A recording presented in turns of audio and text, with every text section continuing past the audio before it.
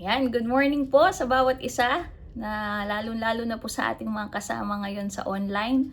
Morning prayer, good morning po sa inyo pong lahat na nasa online ngayon. And before po tayo mag-start, sige po, i-tag nyo yung mga friends ninyo, mga kakilala ninyo, mga disciple, relative, no, or yung mga nangangailangan, sa tingin mo nangangailangan po ng comfort ni Lord in this morning. You can tag them, no? So, before po tayo mag-start sa ating pong pananalangin. Amen? So, magbatian naman po tayo ng isang mapagpalang umaga ngayon pong umagang ito. Amen? So, ang bilis po ng panahon, no? Na halos nasa mid na po tayo ng March, no? Pero still, yung presence po ni Lord is damang-dama po natin palagi sa ating mga buhay. Amen. So, sige po, naanyayahan ko pong bawat isa na tayo po ay manalangin, no? Sabayan niyo po ako sa ating maikling panalangin bago po tayo magbasa ng salita ng Diyos. Hallelujah.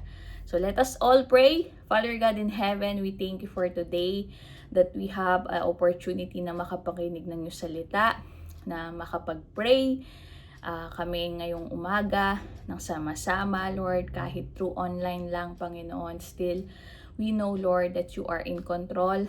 You are in the midst of us, Panginoon. Salamat po sa opportunity na to, na maranasan namin ang iyong presensya, na makita namin kung ano yung mga revelation na binibigay niyo po sa buhay namin, Panginoon. Maraming salamat po, Panginoon. We thank you, Father. We thank you, Holy Spirit. We thank you, Jesus, in our lives. This is our prayer in Jesus' name. Amen and amen. So, yan. A blessed morning po sa bawat isa po sa ating lahat. Amen. So, may nais po akong basahin sa inyo. And syempre, ito pong babasahin ko ay syempre salita po ng Panginoon. Amen. So, makibukas po tayo sa aklat ng Roma, chapter 8, beginning verse 37 to 39. So, nasa Tagalog version po ako ng ASD. Sige po, sabayan niyo po ako kung may mga Bible po kayo dyan na hawak or mga cellphones, mga Bible apps po ninyo, buksan po natin siya. No? So, basahin ko po siya yung Tagalog. Sabi dito, ngunit, kahit ganito ang kalagayan natin, ganap ang ating tagumpay sa tulong ni Kristo na nagmamahal sa atin. Verse 38, 39, sapagkat natitiyak ko na walang makakapaghiwalay sa atin sa pag-ibig ng Diyos na ipinakita sa atin sa pamamagitan ni Kristo Jesus na ating Panginoon, maging kamatayan o buhay, mga anghel o anumang makapangyarihang espiritu, ang kasalukuyang panahon o ang hinaharap, ang mga makapangyarihan, ang mga nasa itaas o mga nasa ibaba, kahit ano pang mga bagay sa mundo ay hindi makapaghihiwalay sa atin sa pag-ibig ng Diyos. Amen. So, pinagpala na po ng Diyos ang kanyang salita ngayong umaga. Amen. So, sa unang talata pa lang po, no, na unang versikulo po na ating binasa, dito po ay sinasambit na ng Panginoon na whatever situation that we have in life,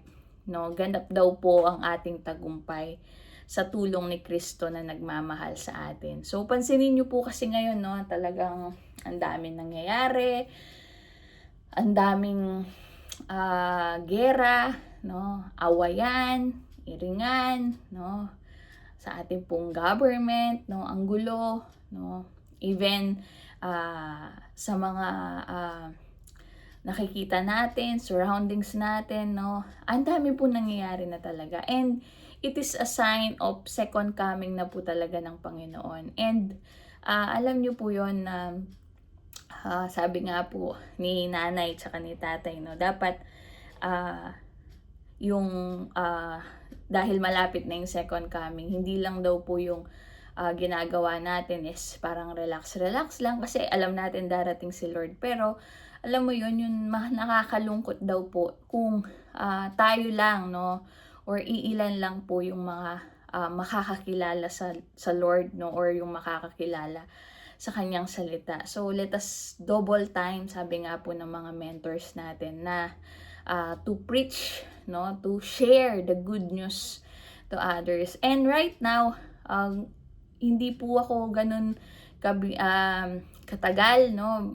Gusto ko lang makita po natin na ano man ang sitwasyon natin, ano man ang kalagayan mo ngayon, you are a student, you are a mother, you are a father, no, you are a young professionals, no, whatever situations you have in life, for sure po na meron kang tagumpay, because we are more than conqueror, and yun po ang disenyo ng Lord sa atin. Amen. Wag mong hayaan na itomba ka ng sitwasyon mo, no. Wag mong hayaan na patahimikin ka ng sitwasyon mo just because na sabihin sa'yo na sitwasyon mo na you are loser, talunan ka. Hindi. Huwag mong hayaan. Dahil sabi dito, sabi ng Lord sa atin, kahit ano daw ang kalagayan natin, ganap ang ating tagumpay sa tulong ni Kristo na nagmamahal sa atin. Amen? And one thing is for sure, ito po, no, laging naaalala ko po yung aking former cell leader dito, si Ma'am Joy. Ayan, shout out po kay Ma'am Joy, ay kay Pastora Joy po, na lagi po niya sinasabi sa akin, lalo na po nung time na nasa mga site pa po ako na nadedestino pa po ako sa mga lalayong lugar. Lagi po niya sinasabi sa akin na walang makakapaghiwalay sa atin sa pag-ibig ng Diyos. No, sabi niya, walang makakapaghiwalay sa iyo sa pag-ibig ng Diyos. Kasi yan, lagi yan nandyan, no, nararamdaman. And kapag naririnig ko po itong verse na to, or nababasa sa mga devotionals ko, unang-una ko pong naiisip yun na yung reminder po ng ating mga mentor, mga cell leaders natin na tunay nga po na walang makakapaghiwalay sa atin, no, sa pag-ibig po ni Lord sa atin. Because very precious tayo sa harapan ng Lord. And alam mo yon, hindi po natin kayang matumbasan yung pagmamahal ni Lord sa atin. Pero sabi nga, kung hindi man natin kayang tapatan yun, pero nandito po yung mga willingness or yung puso natin for us na hindi man tayo makabawi sa Kanya talagang 100%, no? Pero alam mo yun, kapag may willingness ka sa heart mo, or meron ka talagang nandyan sa puso mo, no, is makikita talaga ng Lord dun na, ay, yung anak kong to talagang nasa heart niya, no, kahit anong sitwasyon niya, nasa heart niya na minamahal niya ako, at the same time minamahal ni mga kapwa niya, because our purpose is to love God and to love people. Alam niyo po, inuulit-ulit lang tayo ni Lord dun sa purpose natin, kasi gusto niya na mas maging ma-memorize po natin yun, no? Hindi lang pala ma-memorize, because kundi maisabuhay natin, maging lifestyle natin is to love Him and to love His people, no? Kasi napakahalaga po ng Diyos, no? Napakahalaga po ng mga tao din sa Panginoon. Amen. Napakahalaga mo sa Panginoon. So again, whatever situation you have in life, don't forget that you are more than conqueror. Ano man ang mga sitwasyon mo, tayo ka lang, no? Kung bumagsak ka man, tayo ka lang, bangon muli. It's not the end. It's not the end of your purpose. It's not the end of your life. Just do it. Do it. Do it. Whatever God wants you to do, just do it. Amen. So, ngayon po, let us all do it. Sabi nga, no, mapurihan po si Lord sa mga buhay ng bawat isa sa atin. So, let us all pray po. Hallelujah, Father God in heaven, we thank you. We glorify you. We bless you, Lord. Hallelujah. Napakabuti mo. Lord, wala kaming maitatapat or hindi namin matutumbasan gaano kakabuti sa mga buhay namin. You are our God, our Savior, our Redeemer. Thank you, Lord, for the cross. Thank you, Lord, for the life. Lord God, na binigay niyo po sa amin, Panginoon. Salamat po in this morning. Thank you for opening our heart, Lord, that we are more than conqueror. Thank you for reminding us na nothing, Lord God, walang sino man ang makakapaghiwalay sa amin sa pag-ibig po ninyo sa amin, Panginoon. Salamat po. And Lord, in this morning, bless us, bless your people, Lord. Forgive us from our sin. Forgive us, Lord, ano man po nagawa namin, mga kamalian namin. Patawarin niyo po kami, Panginoon. Linisin niyo po kami ng iyong banal na dugo. Tulungan sa lahat ng aming mga ginagawa because apart from you, Lord, we can do nothing. Wala kaming magagawa apart from you, God. Linisin niyo po ang bawat isa ng iyong banal na dugo. Linisin niyo po ang aming mindset, ang aming puso. Lord, maging connected po ang mindset namin sa aming puso. Lord God, hallelujah. Walang mananaig sa dalawa, kundi Panginoon, manaig sa amin yung spiritual life namin, yung spiritual na kalagayan namin sa buhay namin, Lord God. Thank you, Lord, for giving us a faith na sa ganon lalo kaming tumayo sa anumang maranasan namin, lalo kaming maging matatag for whatever situation na ma-encounter namin sa buhay namin. Salamat po. And today, Lord, bless our families. Bless all the families, Lord God, that are connected in this online streaming. Lord, buksan mo ang durungawan ng langit sa mga pamilyang humihingi sa iyo ng salvation, humihingi sa iyo ng protection, ng promotion, ng revival, Lord. Hallelujah, buhusan mo sila ng iyong pagpapala. And Lord, sa mga pamilyang nawasak because of situation, nawasak because of conflicts, right now, Lord, you will restore them because you are the God who heals. You are the God who restore, Panginoon, every family, oh God. Salamat po for our families. Salamat po for this family, for this community that we have in life, Lord. May we have courage to share the good news to others, Lord. Lalo na ang daming signs, Panginoon, na you are coming. Panginoon, we are all excited, pero nandun sa puso namin yung kirot because hindi pa namin ganun na-share yung gospel. Lord, may we have courage to share your gospels to other. Panginoon, hallelujah. Tulungan niyo pong bawat isa. Lord, bless our mentors. Bless our pastors. Lord, Pastora Karina, Tatay Billy, Pastor Rodel, Pastora Beng, hallelujah, sa mga kapastoraan ng buong CRC. Bless them. Bless niyo po yung mga strategies nila. Bless niyo po yung mga gawain nila, Panginoon. Salamat po sa buhay nila, O God. Hallelujah. Bless niyo po ang aming simbahan, ang CRC Santa Ana. Maging lugar po ito, Panginoon. Hallelujah.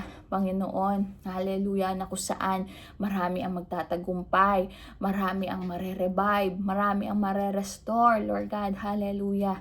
Oh, Jesus, bless niyo po yung mga open cells na mga cell leaders, mga primary leaders. Lord, bless those people. Kahit hindi man konektado sa simbahan namin, bless them, Lord, and fill them with your love. Hallelujah. Sa mga tao na nakakaranas po, Panginoon, depression, anxiety, Lord, comfort them. Comfort them, O God. Hallelujah. Ano man po nangyayari sa aming mga paligid, nandun po yung aming prayer that you are in control. You are our God. You are our God that will heal every problem, every sickness. Hallelujah. In the name of Jesus. And Lord, for those people na mga mag-exam, mga magbo-board exams, mga nagsusulit, mga makakaranas ng mga interviews right now, mga Xavi interviews, you will give them victory, Lord, because we are more than conqueror in the mighty name of Jesus, O God. Salamat po sa katagumpayan ng bawat isa, sa lahat po ng mga nakakaranas ng sickness, diseases. Lord, for those who are in the hospital, sa mga kapatid namin na may kasakit, karamdaman, yung mga pamilya nila, Lord, you will heal them. will give them strength, Lord, yung mga nakakaranas po ng mga sickness sa aming mga pamilya, Lord, sa mga may prayer request, Lord, they will have a miracle. Mararanasan po nila yung miracle, Panginoon. Maraming salamat po, O Diyos, even sa amin pong bansang Pilipinas. Salamat po sa aming bansa. Ilayo niyo po ito sa anumang kaguluhan. Even sa mga nagkakagulo pong mga bansa sa Iran, Israel, Amerika. Lord, we pray for those country, Panginoon, magkaroon po ng unity. Magkaroon po sila, Panginoon, ng pagkakaisa. Lord God, hallelujah. Maraming salamat po. Thank you, Lord, for today, for your word. Bless niyo po mga papasok sa eskwelahan, sa trabaho. Bless niyo po mga nanay at tatay sa kanilang mga tahanan. Bless them, Lord God, and infill them with your precious blood, Panginoon. Maraming salamat po. And Lord, we pray, hallelujah, na dala-dala po namin ng iyong salita. Sa umagang ito, alam namin that you are in control. You are always with us, and whatever it is, Lord, we are more than conqueror, Panginoon. Salamat po. Ito pong aming dalangin na may pasalamat at papuri. In the mighty name of Jesus, we pray. In Jesus' name, amen and amen. Ayan, so, again po, have a blessed morning po sa bawat isa, and choose God always po sa ating mga buhay. And sa mga wala pa lang cell group dyan, no, just comment down below, or you can message us through our page po, na sa ganun makonect po kayo sa mga cell groups. And tuloy-tuloy po yung morning prayer natin, mga some announcement. Morning prayer po natin everyday 5:30 in the morning online, and meron po tayong on-site every Saturday 5:30 din po in the morning. And ang ating pong Wild Sun, ayan, sa every Friday po siya, no, at 5 o'clock, no, in the afternoon. Ayan, sa mga pre po dyan, lalo na yung mga youth and mga young professionals, no, meron po tayong Wild Sun every Friday. Ayan, and of course, ang ating Sunday service, tuloy-tuloy po yan, no. So, 8:30 in the morning po, every Sunday. Kita-kits po ang bawat isa doon. Yan. So, sa mga free time dyan, mga free po dyan, wag po kayong mahiyang magtanong, or wag kayong mahiya na mag-join or pumunta sa ating pong sanctuary sa CRC Santa Ana sa may Santa Lucia po. Amen. So, again, choose God always in your lives, and let us live with our purpose, no. Let us live po na nandun yung purpose natin sa buhay. Amen. So, sige po. God bless you all po, and shalom. To God be all the glory.